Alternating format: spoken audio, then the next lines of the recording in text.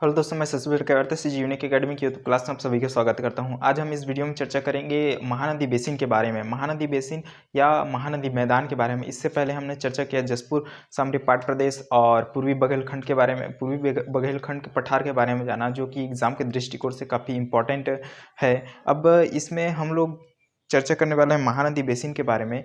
तो चलिए फिर तो देख लेते हैं महानदी बेसिन। महानदी बेसिन ये है महानदी बेसिन, महानदी बेसिन या मैदान। इसमें इसको चर्चा करने से पहले हम लोग क्या करते हैं, छत्तीसगढ़ का मैप बना लेते हैं। इससे पहले हम लोग क्या क्या किए थे कि जसपुर पाट प्रदेश बनाए, जसपुर पाट प्रदेश पढ़े थे और पूर्वी बघेलखंड का पठार पढ़े थे, जिसमें मैंने मात्र सरगुजा संभाग का ही मैप बनाया। तो उसमें कंफ्यूज नहीं होना है। वहाँ अगर कंफ्यूज हो भी रहे होगे तो इसमें क्लियर कर लेना देखकर। तो देख लेते हैं, ये हो जाएगा हमारा छत्तीसगढ़ का मैप।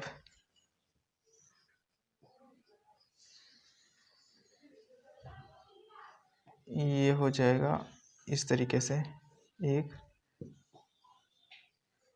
2 3।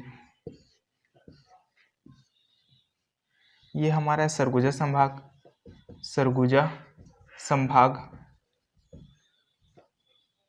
संभाग इसका हमने चर्चा कर ली। यहाँ पर पूर्वी बघेलखंड का पठार है, पूर्वी बघेलखंड का पठार है। यहाँ पर है जसपुर सामरी पाट प्रदेश की चर्चा किए थे। यहाँ था जसपुर सामरी पाट प्रदेश था, जसपुर सामरी पाट प्रदेश था। अब हम लोग इसमें चर्चा करेंगे, हम लोग इसमें मात्र चर्चा करेंगे ये हमारा बिलासपुर संभाग और ये रायपुर संभाग और ये दुर्ग संभाग के बारे में। तो ये रहा हमारा कवर्धा, ये राजनांदगांव, ये दुर्ग और ये है बालोद, ये है बेमेतरा। अब इसमें जो है यहाँ है रायपुर, ये है बलौदा बाजार और ये है गरियाबंद, और ये हो जाता है हमारा महासमुंद और ये हो जाता है हमारा धमतरी। और यहाँ से ये हो जाता है, ये हो गया इसमें रायगढ़ और ये बिलासपुर, सॉरी ये बिलासपुर नहीं है, कोरबा है। और ये हमारा है जांजगीर चांपा और ये है मुंगेली और ये आ जाता है हमारा गोरेला, पेंड्रा, मरवाही और ये हो जाता है बिलासपुर। तो हम अभी चर्चा करेंगे इस बिलासपुर संभाग, दुर्ग संभाग, रायपुर संभाग, क्योंकि महानदी बेसिन के अंतर्गत ये 3 संभाग ही आते हैं। और इस संभाग में क्या है, ये राजनांदगांव के अंतर्गत एक आता है मोहिला मानपुर तहसील जो है किसके अंतर्गत आ जाता है, तो दंडकारण्य प्रदेश के अंतर्गत आ जाता है, जो कि बस्तर संभाग है। ठीक, बस्तर संभाग के अंतर्गत यानी दंडकारण्य प्रदेश के अंतर्गत क्या आ जाता है, मोहिला मानपुर आ जाता है। और हाल ही में यही क्या बना है, वर्तमान में जिला बनाने की घोषणा किया गया है कि इसको, ये मोहिला मानपुर को। तो इसमें देखते हैं महानदी बेसिन इसमें पढ़ेंगे तो इसका सबसे पहले क्षेत्रफल देख लेते हैं। क्षेत्रफल, महानदी बेसिन का क्षेत्रफल कितना है, तो है महानदी बेसिन का क्षेत्रफल है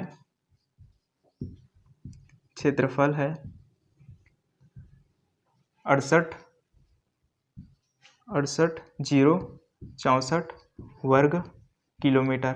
68,064 वर्ग किलोमीटर, जो कि कितना परसेंट है छत्तीसगढ़ का, ये है 50.34% है किसका, ये महानदी बेसिन जो है, महानदी बेसिन छत्तीसगढ़ का कितना परसेंट है, 50.34% है। और इसका विस्तार देखते हैं तो विस्तार क्षेत्र किस किस क्षेत्र में इसका विस्तार है, तो जैसे कि मैंने बताया यहाँ पर एक तो बिलासपुर संभाग आ जाता है, बिलासपुर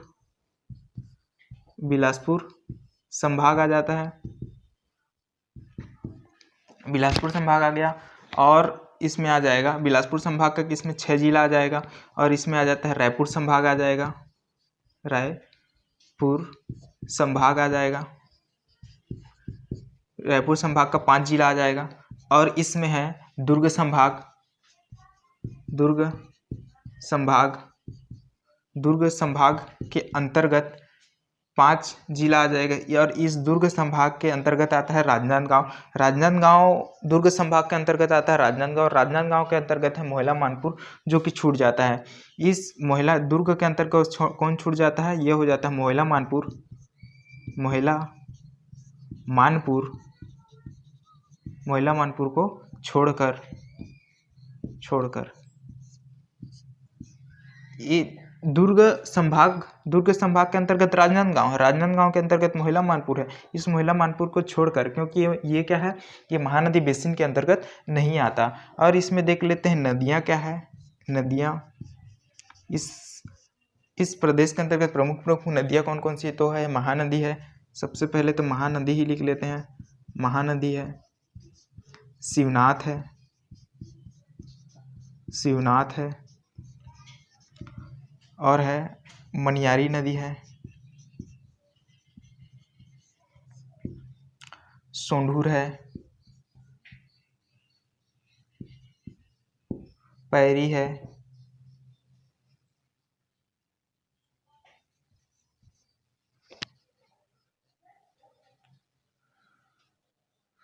है, और जोंक है, लात है, अरपा है, खारून है। ये सभी नदियां क्या है, इस महानदी बेसिन के अंतर्गत आता है। कौन सा? ये पूरे नदियां। अब इसमें छोटी छोटी और नदियां हैं जो कि इस प्रदेश के अंतर्गत आता है। तो इसमें हम लोग नदियां वाला पार्ट पढ़ेंगे। तो उसमें क्या है, नदियों का उद्गम स्थल, उसका विस्तार कहाँ कहाँ पर है, किन किन जिलों से होकर गुजरता है, और जो है उनकी लंबाई क्या है, उनका विसर्जन किस स्थान पर होता है। इन सभी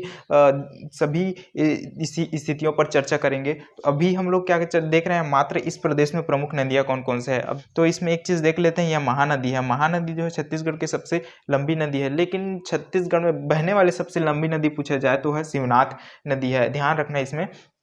अब इसमें देख लेते हैं, एक है इसका, ये नदियां हैं तो हमारा क्या पता चल जाएगा, नदियों के बाद इसमें पता चल जाएगा धरातलीय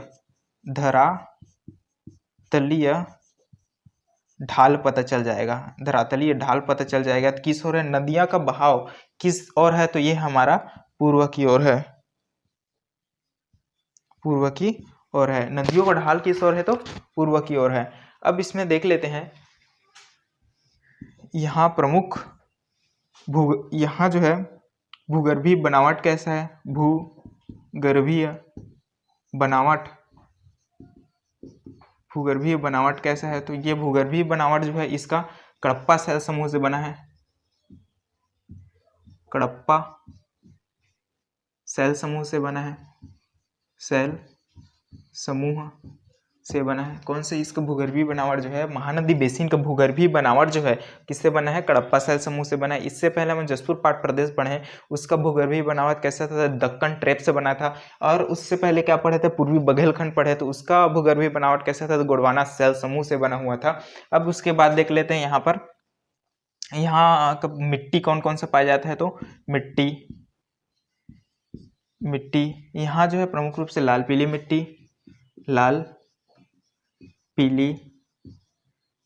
मिट्टी और काली मिट्टी, और काली मिट्टी प्रमुख रूप से यहाँ मिलता है। और इसमें देख लेते हैं, यहाँ मिट्टी है, यहाँ प्रमुख रूप से जनजाति कौन कौन से पाए जाते हैं? तो जनजाति कौन कौन से जनजाति यहाँ निवास करते हैं? तो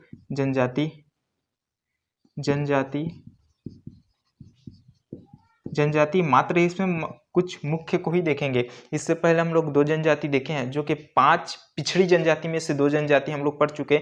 वो है कोरवा और बिरहोर पढ़ चुके, जो कि जसपुर पाट प्रदेश के अंतर्गत आता है। लेकिन इसमें अब हम लोग पढ़ेंगे बैगा जनजाति आ जाते हैं इसके अंतर्गत, बैगा जनजाति। और ये हो गया कमार जनजाति आ जाता है किसके अंतर्गत? इस महानदी बेसिन के अंतर्गत 5 पिछड़ी जनजातियों में से 2 जनजाति निवास करते हैं। कौन कौन सी जनजाति? एक बैगा जनजाति, दूसरा कमार जनजाति। अब एक कमार जनजाति कहाँ निवास करते हैं? तो माइकल श्रेणी के अंतर्गत निवास करते हैं। माइकल श्रेणी, इनका निवास इस तरह है, माइकल श्रेणी। और ये कमार जनजाति कहाँ निवास करते हैं, तो इनका निवास देखें तो जिला ही हिसाब से यहाँ पर आ जाता है, ये आ जाता है गरियाबंद जिला, गरियाबंद जिला, गरियाबंद जिला के अंतर्गत निवास करते हैं कमार जनजाति। यहाँ प्रमुख रूप से खनिज कौन कौन से मिलते हैं, तो खनिज यहाँ देख लेते हैं, खनिज देख लेते हैं इसमें, खनिज यहाँ चूना, मुख्य रूप से कौन सा खनिज पाया जाता है, चूना पाया जाता है, चूना। इसके अलावा डोलोमाइट भी पाया जाता है, हीरा भी पाया जाता है। तो अभी देख लेते हैं मात्र इसमें हम लोग प्रमुख रूप से कौन सा पाया जाता है, चूना देख ले। चूना यहाँ जो है सर्वाधिक रूप से इस महानदी बेसिन के अंतर्गत पाया जाता है, डोलोमाइट भी पाया जाता है, हीरा पाया जाता है। लेकिन इसमें एक हीरा का थोड़ा सा सुन लिया रहो कि जब हम लोग खनिज पढ़ेंगे तो उसमें हीरा को मुख्य देखेंगे, क्योंकि हीरा से काफ़ी ज़्यादा क्वेश्चन देखने को मिलता है। तो हीरा जो है गरियाबंद के मैनपुर तहसील के अंतर्गत पाया जाता है, हीरा जो है मैनपुर के अंतर्गत पाया जाता है, गरियाबंद के मैनपुर के अंतर्गत पाया जाता है। वहाँ कौन कौन सी स्थल है, तो बहराडी, पाइलीखंड, कोदोमाली, कुसुमपुरा, टेपिल, जांगड़ा, इन स्थानों पर जो है हीरा पाया जाता है। ध्यान रखना, अभी मात्र सुन लिए रहो और बाद में हम लोग क्या करेंगे, खनिज पर डिस्कस करेंगे तो उसके बारे में और जानेंगे। तो ये रहा खनिज के बाद हम लोग देख लेते हैं यहाँ पर इसका आकृति कैसा है। ठीक, ये जो है ये महानदी बेसिन या महानदी मैदान का आकृति कैसा है, आकृति इसका पता चल जाता है हमें, ये है पंखाकार है, पंखाकार या चापाकार, पंखाकार या चापाकार है। इसका आकृति जो है ये महानदी बेसिन का आकृति कैसा है, तो ये पंखाकार है या चापाकार, दोनों कह सकते हैं इसमें। और इसमें देख लेते हैं यहाँ जलवायु कैसा है, जलवायु जो है उष्णकटिबंधीय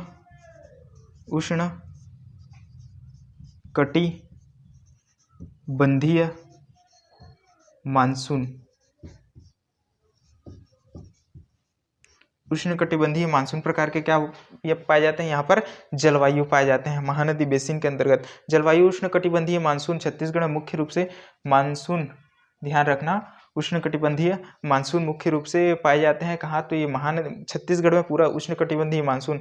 तो अभी हम लोग इसमें भी क्या पढ़े थे, उष्णकटिबंधीय मानसून, और जसपुर पाट प्रदेश में भी क्या, जसपुर सामरी पाट प्रदेश में उष्णकटिबंधीय मानसून पढ़े थे, छत्तीसगढ़ में भी उष्णकटिबंधीय मानसून महानदी बेसिन के अंतर्गत।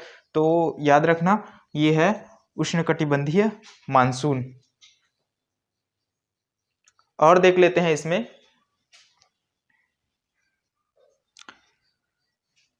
यहाँ जो है ये पूरा प्रदेश जो है, ये महानदी बेसिन जो है ये चारों तरफ से सीमा में क्या हो, यहाँ पर पहाड़ों से घिरा हुआ है, और बीच में क्या है, मैदान है। चारों तरफ से पहाड़ों से घिरा हुआ है और बीच में क्या है, मैदान है, और इसी मैदान में क्या है, धान की खेती की जाती है, जिसके कारण इसे वास्तव में जो है छत्तीसगढ़ के मध्य भाग जो है धान का कटोरा के नाम से जाना जाता है। ये छत्तीसगढ़ का यानी महानदी बेसिन जो है धान के कटोरा के नाम से जाना जाता है। तो हमने क्या बोला कि ये यहाँ चारों तरफ से यह पहाड़ों से घिरा हुआ है, तो उन पहाड़ों पर चर्चा कर लेते हैं थोड़ा सा। तो यहाँ ये क्या दो भागों में बढ़ जाता है, एक तो छत्तीसगढ़ महानदी बेसिन के मैदान के बारे में मैदान बढ़ जाता है, और दूसरा बढ़ जाता है सीमांत उच्च भूमि के रूप में बढ़ जाता है। तो इसमें देख लेते हैं, यहाँ पर है ये राजनांदगांव और मुंगेली, बिलासपुर और गौरेला पेंड्रा मरवाही ऐसे करके लगा हुआ, इसमें माइकल पर्वत श्रेणी लगा है, माइकल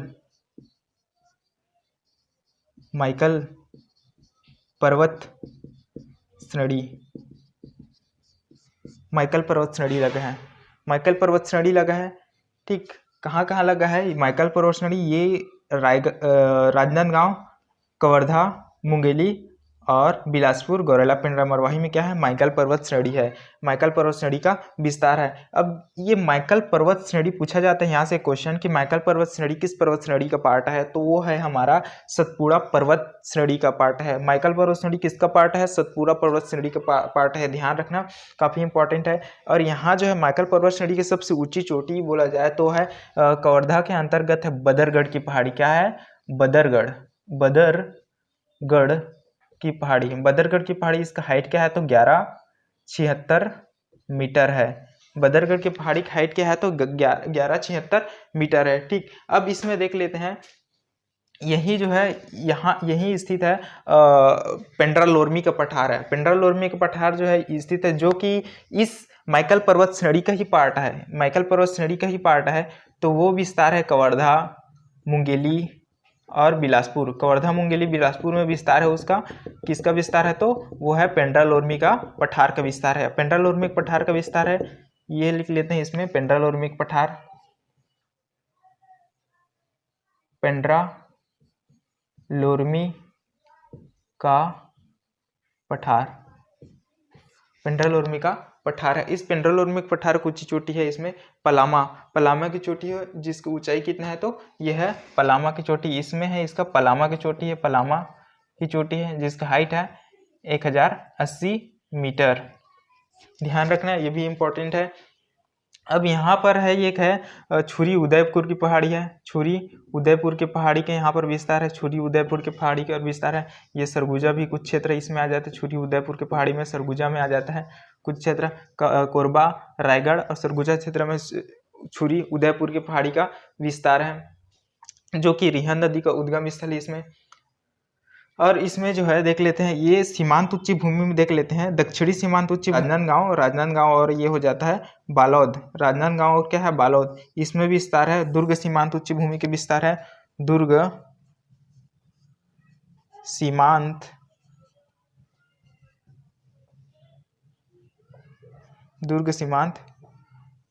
उच्च भूमि का विस्तार है। और देख लेते हैं इसमें, तो ये क्या है यहाँ पर धमतरी और गरियाबंद है, महासमुंद गरियाबंद और ये धमतरी, इसमें विस्तार है हमारा धमतरी, महासमुंद उच्च भूमि का विस्तार है। अब यही जो है महासमुंद स्थित है, शिशुपाल पर्वत स्थित है, शिशुपाल पर्वत,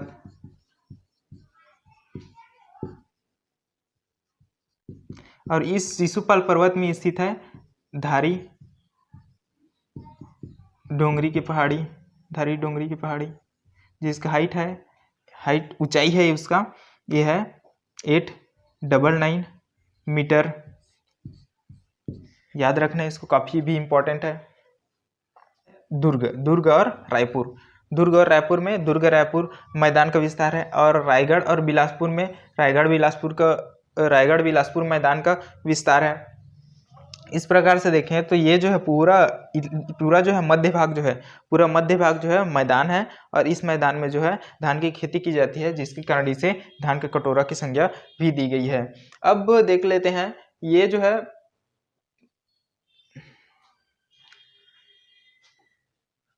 यहाँ जो है मैदानी भाग है, और ये हृदय स्थल है। हृदय स्थल इसलिए कहते हैं क्योंकि यहाँ पर क्या है, ये पूरा ऊपर और नीचे बीच का भाग है, ये हृदय वाला भाग है, यानी इसको क्या कहते हैं हृदय स्थल बोलते हैं, क्योंकि ये मध्य वाला भाग है, जो कि अकलतरा के अंतर्गत आता है, दल्हा पहाड़। और इसमें यहाँ पर राजनांदगांव में कुलझारी की पहाड़ी है, राजनांदगांव में कुलझारी की पहाड़ी है, और कुलझारी की पहाड़ी कहाँ है, यहाँ पर राजनांदगांव में, और यहाँ पर है कवर्धा में कांदावानी की पहाड़ी है। ध्यान रखना ये कहाँ, यहाँ पर ये कोरबा, यहाँ पर कवर्धा में है कांदावानी की पहाड़ी।